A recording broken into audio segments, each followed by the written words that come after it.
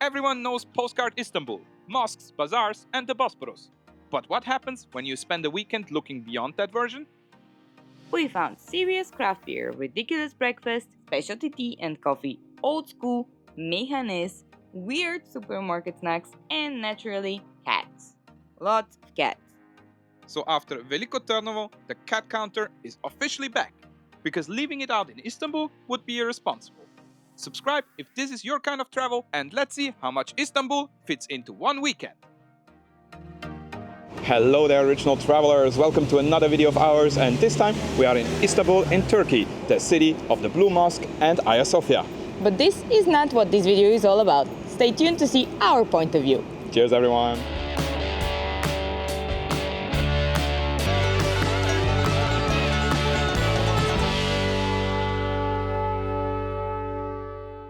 You're probably aware, we are not airline reviewers, but we had to say that our flight with Turkish Airlines was really good, and even the food was tasty. We flew into Istanbul airport, and when we arrived, we went into our taxi and went straight into the city. Both of us had been to Istanbul before, so this time we weren't trying to make another 10 things you must see video. There are plenty of those already, and yes, Hagia Sophia, the Blue Mosque, and the old Hippodrome are absolutely worth seeing. We still started in Sultanahmet, because walking through this part of the city never gets old. But our plan was to spend more time on the Istanbul between the landmarks. Neighborhood cafes, bakeries, bars, small shops, and whatever looked interesting enough to make us change direction.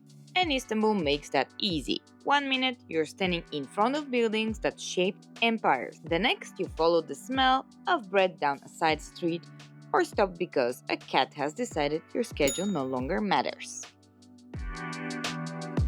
The Rabbit Hole is a small cozy cafe away from Sultanahmet's busiest streets, and the people consistently praise it for a friendly service and relaxed breakfast, and we also loved the local art on the wall. We shared the full Turkish spread, then added menemen, soft eggs cooked with tomatoes and green peppers. Best attack with bread until the pan looks professionally clean. From there, we headed into the Grand Bazaar, which has been growing since the 15th century and is basically a maze of covered streets, shops, bargaining, and sensory overload. And skeptical cats. Naturally, the cat counter started climbing.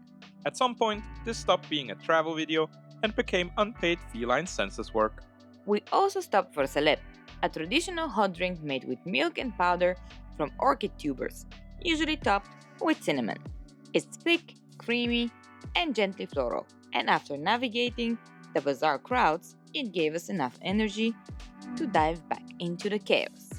You enter looking for one thing and emerge wondering why you now own 3 unrelated objects. Eventually, we crossed Galata Bridge toward Galata Port, where Istanbul suddenly feels very modern. And obviously, we found more cats, but this by now should be clear. You can't miss Ahmet Güneştekin's circular Istanbul, the city of names, built around the names the city has carried through history. The Populist showcases Torch Brewery, so we ordered a sampler like responsible beer tourists. Something got lost in translation, and full-size beers appeared instead. This is exactly the sort of problem Sandro is remarkably unwilling to correct. Torch brews everything from Kölsch to IPA, so we accepted our enormous sampler with dignity. From Galata Port, we worked uphill through Beyoğlu, because Istanbul apparently believes every beer should be earned with stairs. We were heading to dinner to meet İdil and her husband Fırat for the first time. I'd contacted İdil because she's a certified cicerone, beer educator, and Turkey's first female beer sommelier. I wrote a full article about her in Final Gravity Zine, and it's even available online. The link is below. We expected dinner, a few drinks, and some beer chat. Instead, they basically adopted us for an evening and started showing us their Istanbul. Excellent news for our stomachs, our beer knowledge, and Sandro's untapped statistics. Dinner was at Asmalı Çavit, a proper old-school Beyoğlu meyhane, built around meze, fish, rakı, and taking your time.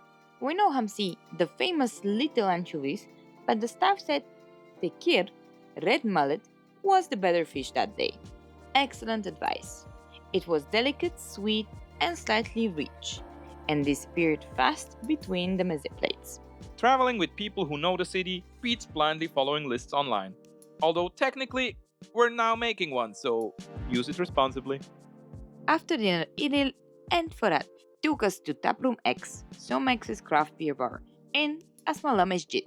And this completely changed our picture of Turkish beer. We worked through flights of crisp pilsners, XPA, hop-forward pale beers, and more experimental stuff. And honestly, there wasn't a weak beer in the lineup. I was a big fan of their Bavaria Breeze, their Bavarian-style Helles. SOMX is brewed locally in Istanbul, and TaproomX feels built for people who actually want to explore beer rather than a generic bar with one token IPA. İdil also explained how complicated Turkish alcohol rules make life for small producers. Most of what we drank for that reason was around 6% or below. And we interpreted this as a permission to order another flight. And if discovering local beer scenes is your thing, you should join our Swiss beer tours in Zurich or Lucerne. We'll happily return the favor, just with fewer cats unfortunately. The next morning required something substantial, and Turkish breakfast is extremely good at solving that problem. At Limon in Cihangir, our table quickly disappeared under cheese, olives, vegetables, bread, spreads, and tea. And also cats. Maybe because of the kaymak. Kaymak is indeed the ultimate cat magnet. It is thick, rich, and served with honey, basically breakfast behaving like dessert. We also had fresh gözleme, thin dough folded around the savory filling and cooked until lightly crisp outside while staying soft inside. Add in this chai, and suddenly yesterday's beer flights felt like a distant administrative issue. Cihangir and neighboring Çukurcuma are exactly what we wanted from this trip. Streets where you can just wander and keep finding little places that weren't on the plan. We popped into Amorf, a beautiful shop focused on handcrafted wooden pieces made from olive and walnut wood and other locally made objects. Dangerous territory when Simona likes design and I keep pretending luggage limits are merely suggestions. Then we found Tuganu, a proper specialty tea house with more than 80 teas from around the world. I went for a special Turkish tea, while Sandro ordered a hojicha latte. You can see who's a basic unicorn. The place was calm, thoughtful, and almost the exact opposite of the Grand Bazaar the day before. That contrast kept surprising us. Istanbul can completely change personality within a couple of streets. We kept strolling around the area, found really good looking bakeries, street art, and also more interesting shops, and then made our way towards Taksim Square. I wish I was as chill as that cat. By the way, when you're visiting Istanbul, do be aware that entering some shops may include going through a metal detector. Macro Center is great for browsing the more unusual local products, so we stocked up for home and faced the important questions of modern travel. Artisanal lokum from Marseille? Yes. Local kombucha? Probably. Dehydrated astronaut-style ice cream? Why even ask? Then we arrived at Taksim Square, the busy heart of modern Istanbul. And there we finally tried the famous wet burger at Kızıl Kayalar, whose history here goes back to 1972. For some, it might sound deeply unappealing until they eat one. A small beef burger steamed in garlicky tomato sauce until the bun becomes soft, sticky, and almost fused to the patty. It's messy, comforting, and weirdly addictive. And beware of the cat with the motorbike. Some of us are speaking from experience. And somehow we still had room for İskender later that night. We went to the İskender family's restaurant, whose story goes back to Bursa in 1867. It's döner over pide, covered with tomato sauce and hot butter, with thick yogurt on the side. Smoky meat, bread soaking up the juices, bright tomato, cool tangy yogurt, and butter all come together. Not a light dinner, but convincing argument against light dinners. You can also accompany it with a beautiful grape shura, a non-alcoholic drink made from fresh, slightly fermented grape must. To recover from that very restrained meal, we went for beer. Sanay 1A, Sanay Bira in Nişantaşı is a proper craft beer bar with rotating tap list and plenty of Turkish breweries. And we only just recording this voiceover realized how the name was pronounced.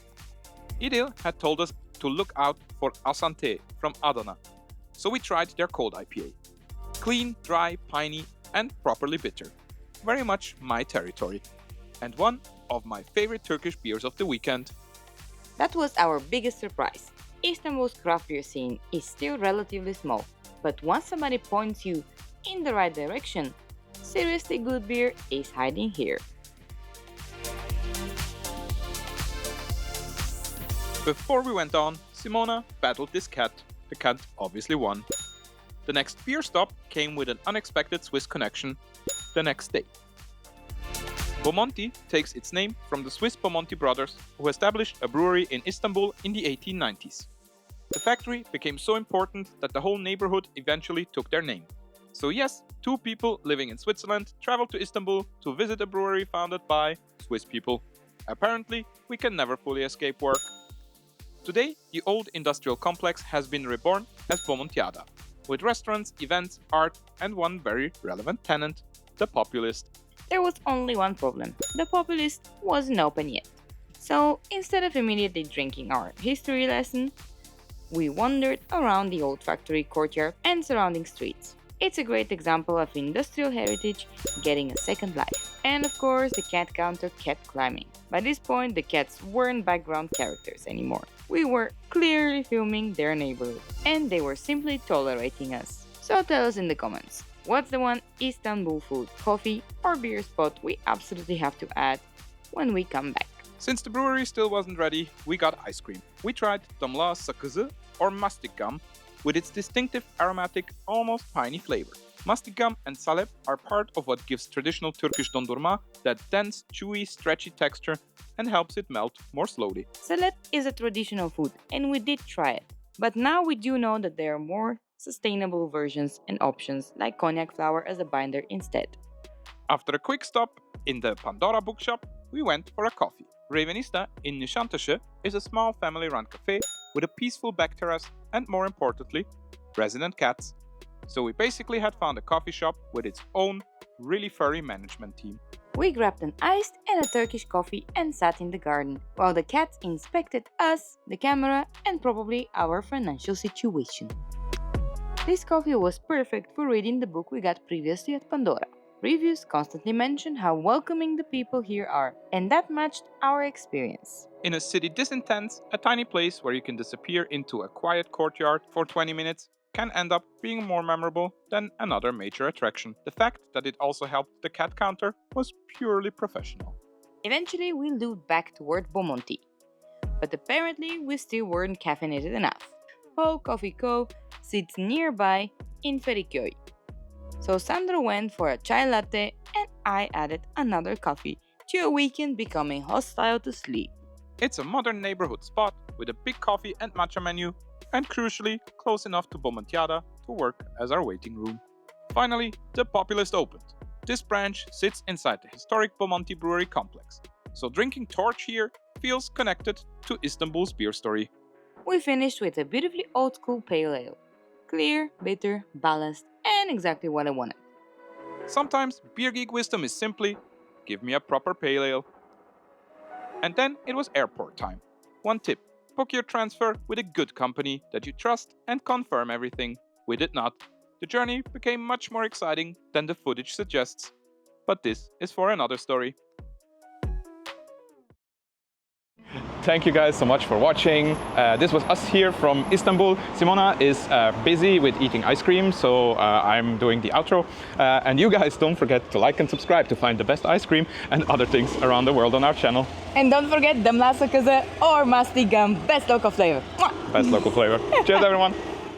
Our bonus tip for Istanbul is buy proper lokum before you leave. We grabbed ours near Taksim, but good options are everywhere. Hacı Bekir has made confectionery since 1777, while Hafiz Mustafa dates back to 1864. Skip the anonymous airport box, taste a few flavors and pick something with great pistachios, or something you've never tried. It travels dangerously well.